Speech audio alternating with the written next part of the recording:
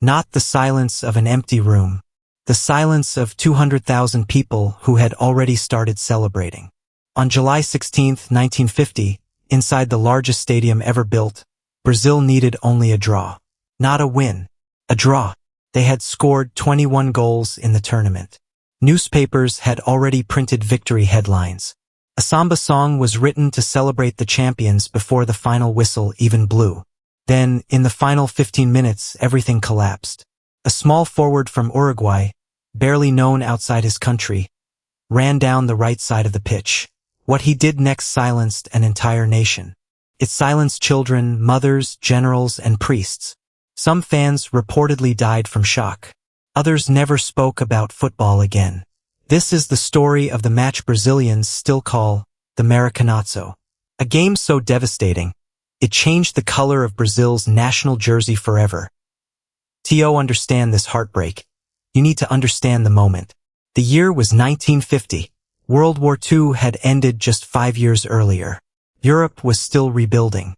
FIFA needed a host nation with money, stability, and stadiums. Brazil said yes. They built the Maracanã, a stadium so massive it could hold nearly 200,000 fans. It was meant to be a monument to Brazilian pride.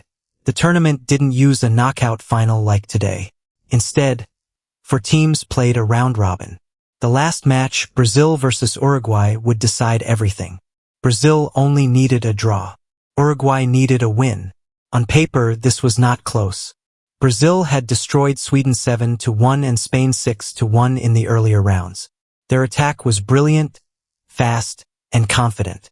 Star players like Ademir and Zizinho were treated like gods. Uruguay, by contrast, arrived quietly.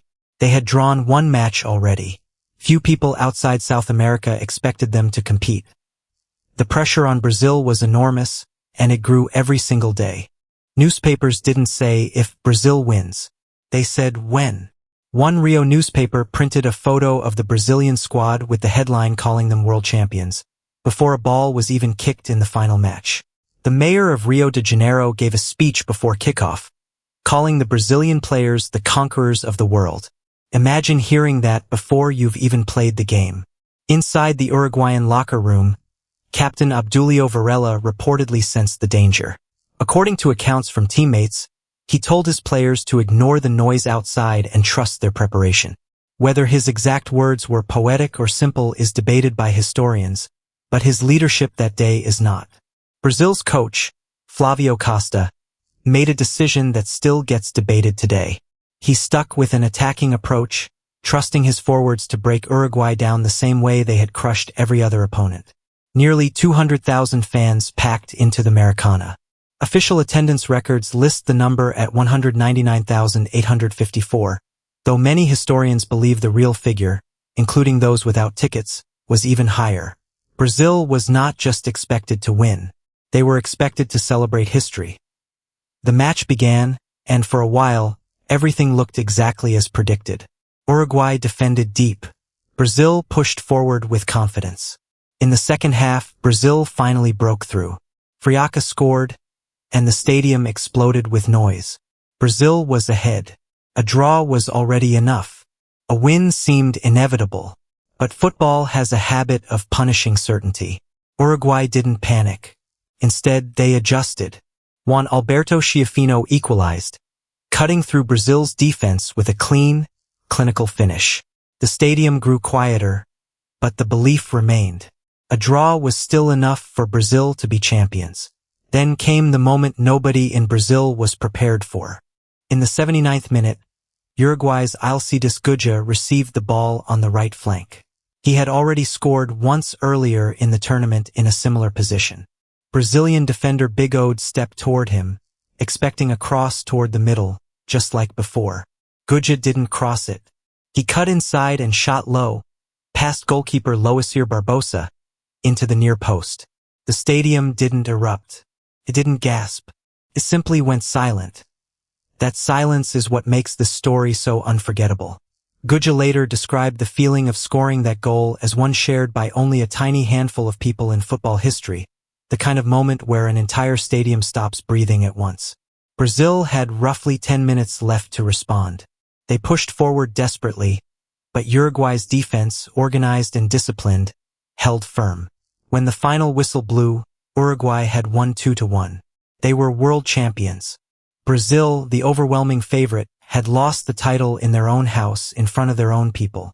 The reaction was extreme.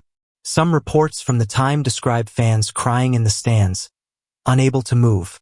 Others described people leaving the stadium in complete silence, as if a funeral had just ended. While claims that several fans died of heart attacks during the match are widely repeated, historians note the exact number is difficult to verify and should be treated with caution. Goalkeeper Barbosa became the most unfair scapegoat in Brazilian football history. He was blamed for decades, even though the goal was a brilliant finish, not a mistake.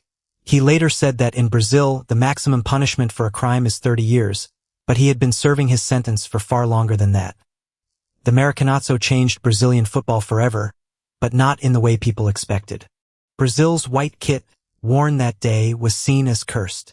In 1953, the Brazilian Football Confederation held a competition to redesign the national jersey. The result became the now famous yellow shirt with green trim, the same colors the world recognizes today. The psychological scar lasted generations. Brazilian football writers coined the phrase Maracanazo trauma to describe the fear of failing on home soil. It resurfaced painfully in 2014, when Brazil suffered another shocking home defeat, losing 7-1 to Germany in the World Cup semifinal, a wound many connected directly back to 1950. For Uruguay, the win became a symbol of national identity. Despite being a small country, they had defeated football's biggest powerhouse in the biggest possible moment.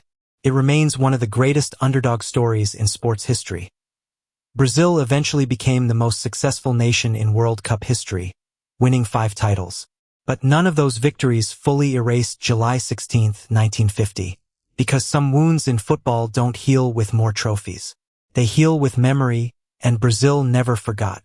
Sometimes the loudest silence in football history isn't the absence of sound. It's the sound of 200,000 dreams breaking at exactly the same second.